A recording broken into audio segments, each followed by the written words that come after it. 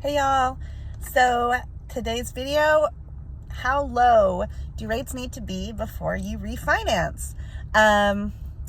What makes sense? So there's a lot of things that you're going to need to consider. The general rule of thumb, if you're refinancing only solely to reduce your interest rate, is that you should be dropping your rate by at least a full percentage to 1.5% before it's going to make sense.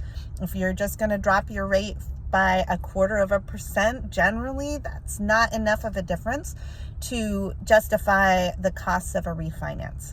Remember, when you're refinancing, all those fees that you paid when you first got the loan come back. You have to get a new title report. You have to get a new appraisal.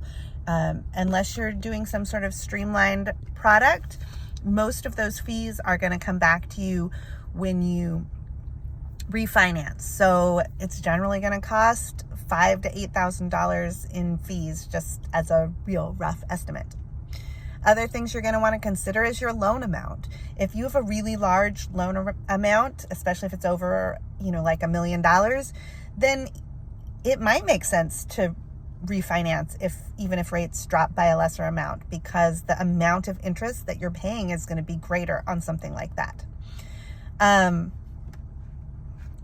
But yeah, generally 1 to 1.5. And then what are your goals with the refinance? The other thing you're going to want to think about is mortgage insurance. So if you're refinancing and dropping your rate and able to either get rid of or lower your mortgage insurance, that's going to have a bigger effect on your payment than if you're refinancing to lower your rate alone. And then how long have you had the loan? So if you've had your loan for 20 years or 15 years, oh my gosh, I just honked the horn. So if you've had your loan for 15 or 20 years, then you've paid. You're also going to want to consider that, because you're starting, unless you're refinancing into a shorter term, if you're starting over at 30 years, then you have to pay all those years in interest over again.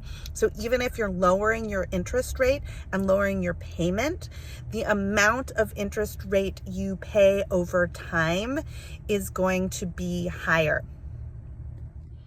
Okay, y'all, so if you have any questions about when is a good time to refinance, where your loan is, where the market is, please send me a DM. If you have any questions or ideas on what you want me to talk about, let me know. Pop it in the comments or send me a DM, and like and subscribe, and I'll see you next time. Bye-bye.